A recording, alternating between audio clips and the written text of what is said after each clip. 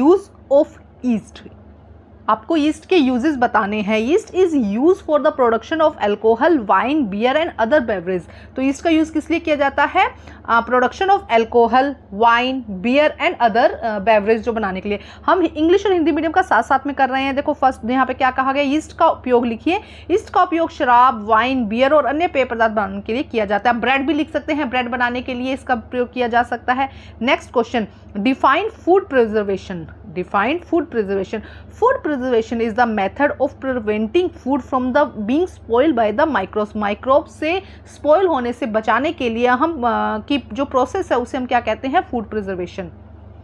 हिंदी में देखिए क्या, खाद्य संरक्षण को परिभाषित कीजिए। खाद्य संरक्षण भोजन को रोगाणुओं द्वारा खराब होने से बचाने की विधि है।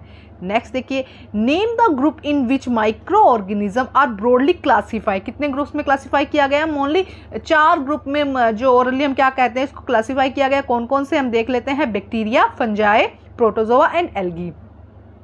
अब इसी को हिंदी में उन समूह का नाम बताइए जो सूक्ष्म जीवों को व्यापक रूप से वर्गीकृत करता है। तो उन लोगों उनमें 4 हम बोलेंगे, जीवाणु, कवक, प्रोटोजोआ एंड शैवाल। इसके अंदर वायरस भी आप इंक्लूड कर सकते हैं कि वायरस भी एक है, बट उसको क्या कहा गया? माइक्रोब्स नहीं मानते हैं। माइक्रोब्स से भी छोटे हैं वो, तो आप लिखना चाहे तो लिख सकते हैं, अदरवाइज नहीं लिख सकते, जैसा आपको लगता है। ठीक है, नेक्स्ट देखिए, right the name of the any 2 antibiotic. 2 antibiotic के नाम लिखने हैं, स्ट्रेप्टोमाइसिन एंड इथ्रोमाइसिन। तो देखो नेक्स्ट यहाँ पे क्या है? 2 प्रतिजैविक का नाम बताइए। तो स्ट्रेप्टोमाइसिन और इथ्रोमाइसिन जरूर याद करके जाइएगा। एम्पिसिलिन भी है इसके अंदर, पेनिसिलिन भी है, याद करके जाइएगा, मोस्टली ये क्वेश्चन आता ही है।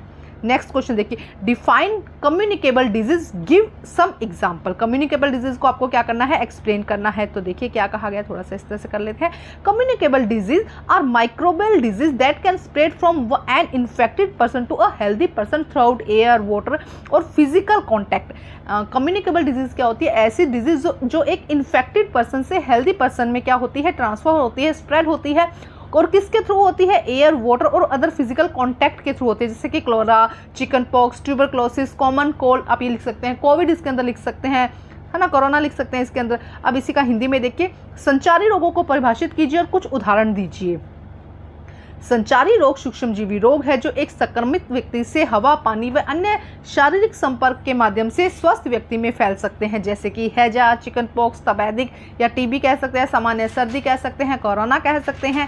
नेक्स्ट देखिए, आई फ्लू कह सकते हैं। What role does sugar play in preservation of food. Sugar क्या रोल प्ले करता है प्रिजर्वेशन में? The role of sugar in preservation insignificant. By adding sugar in the food item we reduce its moisture. जब हम sugar को add करते हैं तो उसकी मॉइस्चर कंटेंट को क्या कर देते हैं? थोड़ा रिड्यूस कर देते हैं। Hand stop the growth of the micro organism, जिससे कि माइक्रो ऑर्गेनिज्म की ग्रोथ नहीं होती है। भोजन के संरक्षण में चीनी की क्या भूमिका है? खाद्य संरक्षण में चीनी की महत्वपूर्ण भूमिका है। खाद्य पदार्थ में चीनी मिलाने से हम उनमें नमी की मात्रा को कम कर देते हैं, जिससे कि सूक्ष्मजीवी की वृद्धि रुक जाती है। Next question, what is vaccination? The process of putting a vaccine inside the body of a person in order to produce immunity against some disease is called vaccination. किसी भी ऑर्गेनिज्म के अगेंस्ट जो इम्यूनिटी को बढ़ाना उसे हम क्या कहते हैं? वैक्सीनेशन कहते हैं। देखिए क्या है, टीकाकरण क्या है? किसी भी बीमारी के खिलाफ प्रतिरोधक क्षमता पैदा करने के लिए किसी व्यक्ति के शरीर के अंदर टीका लगाने की प्रक्रिया को टीकाकरण कहा जाता है। नेक्स्ट देखिए, give 2 example of each following the microbes. हमें माइक्रोब्स के एग्जाम्पल देने हैं, जैसे कि एल्गी, स्पाइरोगायरा, क्लेमाइडोमोनास। उसके बाद में हम करते हैं फंजाई में एस्परजिलस और ईस्ट हो जाएगा। प्रोटोजोआ में पैरामीशियम और अमीबा हो जाएगा। अब देख लीजिए, हिंदी में सूक्ष्म जीवों के 2 उदाहरण देने आपको। शैवाल में स्पाइरोगायरा, क्लेमाइडोमोनास। कवक में एस्परजिलस आ जाएगा, एस्परजिलस और ईस्ट हो जाएगा। प्रोटोजोआ में पैरामीशियम और अमीबा आ जाएगा। What are antibiotics? What are antibodies? देखो क्या कहा गया है, whenever any harmful disease causing microorganism enter the human body, the body produce substance to fight the enter microbes. These substance are called antibodies. जब भी कोई harmful disease causing जो micro organism है बॉडी के अंदर एंटर करता है, तो बॉडी क्या करती है? उसके अगेंस्ट क्या बनाती है? उसको मारने के लिए जो सब्सटेंस प्रोड्यूस करती है उसे हम क्या कहते हैं? एंटीबॉडीज कहते हैं। नेक्स्ट देखो, एंटीबॉडी क्या है? देखिए क्या कहा गया है, जब भी कोई हानिकारक रोग पैदा करने वाला सूक्ष्म जीव मानव शरीर में प्रवेश करता है तो शरीर में प्रवेश किए हुए सूक्ष्म जीव से लड़ने के लिए पदार्थों का उत्पादन करती है, कुछ स्पेशल पदार्थों का उत्पादन करते हैं, उन्हें एंटीबॉडीज कहा जाता है। नेक्स्ट देखिए, डिफाइन फॉसिल फ्यूल, ये आपके 3rd चैप्टर में से है। Give example. Natural fuels are made up of a burial of living organism under deep down the earth and over a long period time are called fossil fuel. तो क्या है कि natural fuels किस तरह से बनती है, जो लिविंग ऑर्गेनिज्म होते हैं उनके अंदर कुछ बहुत लंबे टाइम तक, लॉन्ग टाइम तक क्या है, मिट्टी के अंदर दबे रहने से जो चीज़ बनती है उसे हम क्या कहते हैं, फॉसिल फ्यूल कहते हैं। इसका एग्जाम्पल है कोल, पेट्रोलियम और नेचुरल गैसेस। हिंदी में देखिए, जीवाश्म ईंधन को परिभाषित कीजिए और उदाहरण दीजिए। देखो क्या, प्राकृतिक ईंधन जो लंबे समय तक पृथ्वी की गहराई में जीवित जीवों के दबे रहने से बनता है, जीवाश्म ईंधन कहलाता है। उदाहरण के लिए कोयला, पेट्रोल और प्राकृतिक गैसें। नेक्स्ट देखिए, what is CNG, what are its uses. CNG is a short form of the compressed natural gas. Full form जरूर याद कर लीजिएगा, compressed natural gas. Natural gas is store under the high pressure as a CNG. High pressure में इसको रखा जाता है। CNG use for power generation, light electricity के लिए यूज किया जाता है। It is now be use to fuel के लिए यूज किया जाता है। Vehicle because it is less polluting and it is A clear fuel, मतलब कि एक साफ फ्यूल है क्योंकि ये क्या नहीं करता, पोल्यूशन नहीं करता। सीएनजी क्या है, इसके उपयोग लिखिए। देखो, सीएनजी एक संपीड़ित प्राकृतिक गैस का संक्षिप्त रूप है। प्राकृतिक गैस सीएनजी के रूप में उच्च दाब में संग्रहित किए जाते हैं। प्राकृतिक गैस को क्या किया जाता है, संग्रहित किया जाता है, उसे सीएनजी कहा जाता है। सीएनजी का उपयोग बिजली उत्पादन के लिए किया जाता है। अब इसका उपयोग परिवहन वाहनों के ईंधन के रूप में भी किया जा रहा है। क्योंकि यह, अब पूछ लिया जाए कि क्यों यूज किया जाता है, क्योंकि यह कम प्रदूषणकारी है और एक स्वच्छ ईंधन है, साफ ईंधन है ये। नेक्स्ट देखिए, what is difference between inexhaustible and exhaustible natural resources, give some example for each.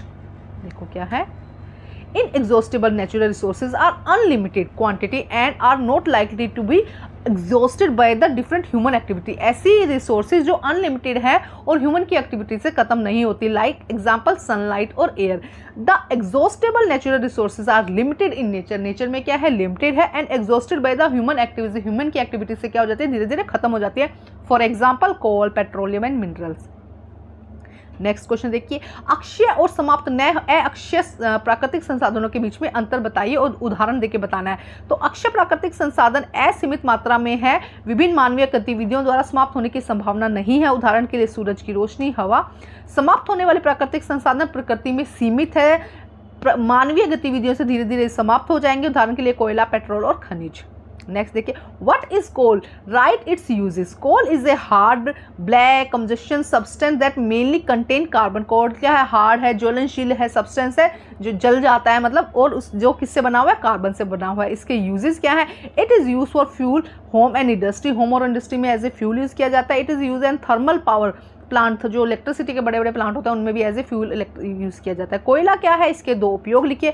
कोयला एक कठोर काला ज्वलनशील पदार्थ है जिसमें मुख्य रूप से कार्बन होता है। इसका उपयोग घरों और उद्योगों में ईंधन के रूप में किया जाता है या बिजली पैदा करने के लिए थर्मल पावर प्लांट में भी इसका उपयोग किया जाता है। पहले रेलगाड़ी भी कोयले से चलती थी। Next question, write a short note of petroleum.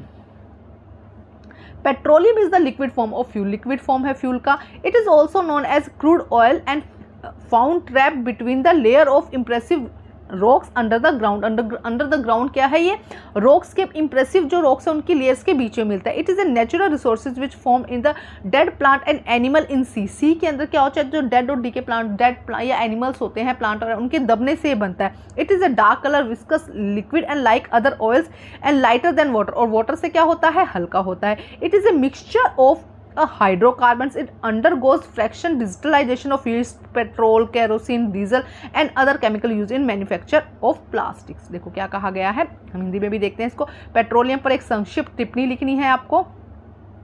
तो देखो क्या कहा गया है यहाँ पे, पेट्रोलियम ईंधन का तरल रूप है, लिक्विड रूप है। इसे कच्चे तेल के रूप से भी जाना जाता है। यह जमीन के नीचे अभेद चट्टानों में के बीच फंसा हुआ पाया जाता है। यह एक प्राकृतिक संसाधन है जो कि समुद्र में मृत पौधों, जो मरे हुए पौधे और जानवरों से बनता है। यह गहरे रंग का चिपचिपा तरल है। अन्य सभी तेलों के जैसे कि बाकी ऑयल्स होते हैं वैसा ही होता है, लेकिन पानी से हल्का होता है। यह हाइड्रोकार्बन का मिश्रण है। पेट्रोल, केरोसिन, डीजल, प्लास्टिक के निर्माण के लिए इसका उपयोग किया जाता है। रसायनों को प्राप्त करने के लिए आंशिक आसवन किया जाता है, मतलब निकाला जाता है। लास्ट लाइन अगर नहीं लिखनी तो इतना मेन आपको पता होना चाहिए कि कहां से किस तरह से बनाया जाता है। नेक्स्ट क्वेश्चन देखिए, नेम द साउंड, चैप्टर हमारा साउंड वाला शुरू हो गया। Name the sound producing organ in human लैरिंग्स, या इसे क्या कहते हैं, इसे वॉइस बॉक्स भी कह सकते हो आप। मानव में ध्वनि उत्पन्न करने वाले अंग का नाम बताइए। तो क्या हो जाएगा, कंठ हो जाएगा या लैरिंग्स हो जाएगा। उसके बाद, what do you mean bye amplitude, vibration produce by vibrating body in 1 second, 1 second के अंदर, जैसे कि टू एंड फ्रो, ये कौन सी मोशन है, टू एंड फ्रो का। तो 1 सेकेंड में जितना भी टू एंड फ्रो का मोशन होता है उसे हम एम्पलीट्यूड कहते हैं। आयाम से आपका क्या मतलब है? 1 सेकेंड में किसी वस्तु के कंपन से उत्पन्न कंपन को आयाम कहा जाता है। 1 सेकेंड में जितना कंपन उत्पन्न हो रहा है उसे हम आयाम कहते हैं। What is a frequency? The number of oscillation पर second is called frequency. The number of the oscillation, 1 second, देखो यहाँ पे क्या कहा गया है, यहाँ पे the number of the oscillation पर second is called frequency. The oscillation का जो नंबर है 1 सेकेंड में कितना होता है उसे फ्रीक्वेंसी कहते हैं। अब नेक्स्ट क्वेश्चन देखो, what do you mean by oscillatory motion? The to and fro motion of an object is called vibration. To and fro जो मोशन है उसे हम क्या कहते हैं? वाइब्रेशन कहते हैं। This motion is both direction, it's mean position is called oscillatory, मतलब दोनों ही डायरेक्शन में होते हैं, यहाँ से यहाँ, यहाँ से यहाँ, तो इसे हम क्या कहते हैं? ऑसिलेटरी मोशंस कहते हैं। नेक्स्ट देखो, आवृत्ति क्या है? प्रति सेकंड दोलनों की संख्या को, जितने दोलन की संख्या है उसे हम आवृत्ति कहते हैं। इसकी इकाई क्या होती है? हर्ट्ज होती है। दोलन गति से आप क्या समझते हैं? किसी वस्तु की इधर उधर गति को कंपन कहते हैं। इधर से उधर जो गति है उसे हम कंपन कहते हैं। अपनी माध्य स्थिति से दोनों दिशाओं में होने वाली इस गति को, ये इसकी माध्य दिशा होगी, इसके यहाँ और यहाँ दोनों दिशाओं में होने वाली इस गति को दोलन गति कहा जाता है। Next question, suppose a bell is ringing in a vacuum, will you able to hear a sound? Suppose करो कि कोई बेल क्या कर रही है? रिंग कर रही है, और क्या आप और वो कैसे है? वैक्यूम में है, तो क्या आपको सुनेगी? We will find not able to hear to sound to vibration because sound can not travel in vacuum. क्या कह रहे हैं कि क्या अगर ऐसी कोई आवाज़ है जो वैक्यूम मतलब जहाँ पे एयर या कोई भी मीडियम नहीं है, वहाँ पे कोई बेल बजाई जा रही है, तो क्या आपको सुनेगी? नहीं सुनेगी। क्यों? क्योंकि वैक्यूम के अंदर जो साउंड है वो ट्रैवल नहीं करती। साउंड को एक मीडियम चाहिए ट्रैवल करने के लिए। मान लीजिए एक निर्वात में एक घंटी बज रही है, तो क्या आप उस घंटी को या ध्वनि को सुन पाएंगे? हम कंपन की ध्वनि को नहीं सुन पाएंगे क्योंकि निर्वात में ध्वनि नहीं चलती है या नहीं चल सकती है। Next question, what are the harm of noise pollution? Noise pollution के क्या हार्म हैं? Lack of sleep, hypertension, exhaustion, temporary and even permanent impair of hearing. ध्वनि प्रदूषण की क्या हानियां हैं? नींद की कमी होना, उच्च रक्तचाप, चिंता, सुनने की क्षमता में अस्थायी, यहाँ तक स्थायी हानि भी। तो ये बहुत ही इंपॉर्टेंट क्वेश्चन है, इनको रिवाइज करके जाइएगा जिससे कि आपके बहुत अच्छे नंबर आ सके। आपको बाकी सब्जेक्ट के भी अगर आप चाहते हैं कि इस तरह के इंपॉर्टेंट क्वेश्चन बना दूं तो कमेंट करके जरूर बताइएगा। Thank you guys.